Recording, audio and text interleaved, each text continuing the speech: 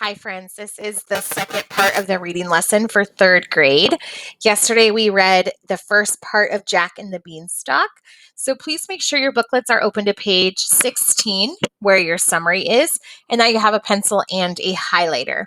Before we get started on the next part, we are going to reread our summary. The summary will just remind us what happened and where we left off. So, the summary says, Jack sells his mother's cow for magic beans. He is very curious about the beans, but Jack's mother is very upset with Jack. Overnight, the beans grow into a tall beanstalk. Jack climbs the beanstalk and finds the giant's castle. Jack steals the giant's gold. And that's where we left off. So we're going to start reading on paragraph 20. We will highlight some key events as we read, and then again at the end, we will write a summary. So if you're ready, we will go ahead and get started. Jack and his mother were now quite rich, but Jack wanted to visit the giant's castle again. So while his mother was away at market, Jack climbed up and up and up until he was at the top again. The giantess was standing at the door. However, she did not recognize Jack, as he was dressed in fine clothes. "If you please, ma'am," said he, "will you give me some breakfast?" "Run away," said she. "My husband, the giant, will eat you up, bones and all. The last boy who came here stole 2 bags of gold, so off with you." Yet the giantess kindly allowed Jack to come into the kitchen and set before him a giant breakfast. Soon there was a great rumbling like an earthquake. The giantess had only time to bundle Jack into the oven when in came the giant. All right, let's go ahead and stop right there. Grab your highlighters, and we will go ahead and do some highlighting.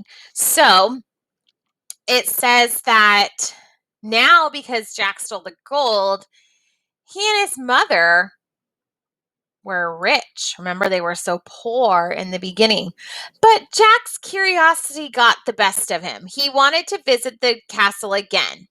So he climbs up the beanstalk, and this time he sees the giantess again.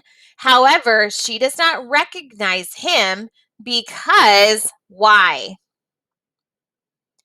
Because he was dressed in fine clothes. So we should probably highlight that. So the giantess was standing at the door, but she did not recognize Jack as he was dressed in fine clothes because now he's rich, right? And so Jack asks for breakfast again, but she says, "Run away. My husband will eat you up, bones and all. The last boy who came here stole 2 bags of gold, so off with you." So the giantess is like, no, I don't trust you. But she did end up allowing him to come into the kitchen and eat some breakfast. So she had a little change of heart. And then the giant comes home. So the giantess again puts Jack into the oven. Sounds familiar. Let's see what happens next. Once inside, the giant roared. "Fee, fi, fo, fum, I smell the blood of an Englishman. Be he alive or be he dead, I'll grind his bones to make my bread." But his wife told him he was mistaken. The giant ate and then called out, "Wife, bring the little brown hen." The giantess went out and brought in a little brown hen. She placed the hen on the table. "Lay," said the giant, and the hen at once laid a golden egg. He commanded the hen to lay 3 more golden eggs. It did. All right, so now the giant's home. He has not spotted Jack yet, so that's good because he's going to eat him. And he asked for his little hen that lays golden eggs, right? So that's probably pretty important since we know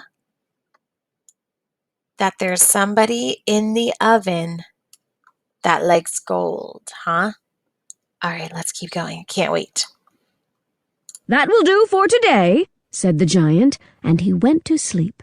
Once he was snoring, Jack snatched up the hen and ran. The hen cackled, and the giant woke up. But before he moved, Jack had escaped and was home safely. Oh no. What did Jack steal? He stole the golden hen. So let's highlight Jack snatched up the hen and ran. Oh my goodness. What is going to happen? The little brown hen and the golden eggs made Jack and his mother richer than ever. Still, Jack was always thinking about the beanstalk. One day he crept out of the window again and climbed up and up and up and up until he reached the top. This time Jack crept round to the back of the castle. When the giant's wife went out for a moment, he slipped into the kitchen and hid in the oven. In came the giant, roaring louder than ever. Fee, fi, fo, fum, I smell the blood of an Englishman. Be he alive or be he dead, I'll grind his bones to make my bread. But the giantess said she had seen no boys. So the giant sat down to breakfast. When he had finished eating, he called out, Wife, bring me the golden harp. So she brought in the golden harp. Sing, said the giant. The harp sang the most beautiful songs. It sang the giant asleep. All right, so a lot has happened here. So Jack takes home the golden eggs and takes home the hen rather, and now they have golden eggs that make them more richer than ever. But Jack's curiosity got the best of him again. He decided to go up the beanstalk again. But this time, he did not see the giantess. He himself hid in the oven. So the giant comes home and he says, actually, we should probably highlight that, right?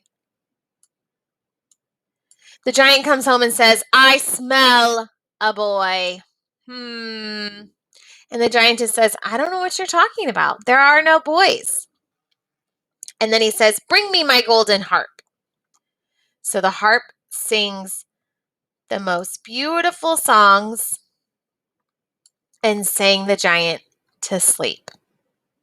What do you think is going to happen next? I have a pretty good guess. Let's see. Jack seized the golden harp, but the harp called out. The giant woke up and saw Jack running out. He dashed after Jack. Holding the harp tightly, Jack ran as fast as he could. The giant chased close behind. Jack climbed down the beanstalk. So did the giant. Jack called out, Mother, bring me an axe! His mother did. Upon reaching the ground, Jack cut the beanstalk in two. Down came the giant with a terrible crash. And that was the end of him. No one knows what happened to the giantess, but Jack and his mother lived happily ever after. Oh my goodness. So Jack takes the golden harp, but the harp calls out, which wakes up the giant, and now the giant is chasing Jack. Jack hurries and climbs down the beanstalk and asks his mother to bring him an axe, right? So let's see. We should probably highlight all of that. And what did Jack do with his axe?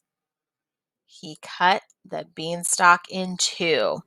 Down came the giant with a terrible crash, and that was the end of him. No one knows what happened to the giantess.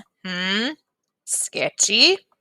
But this is a fairy tale after all.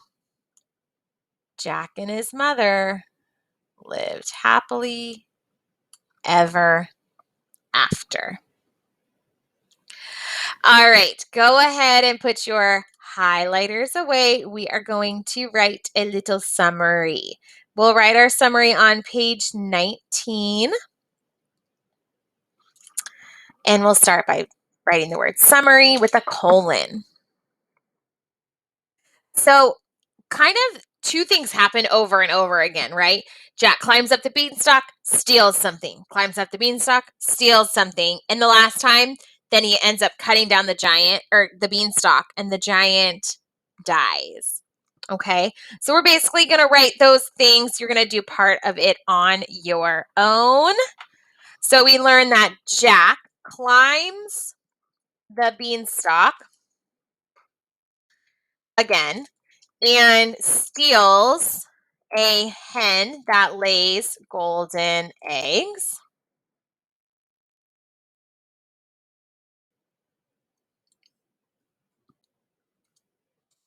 He climbs the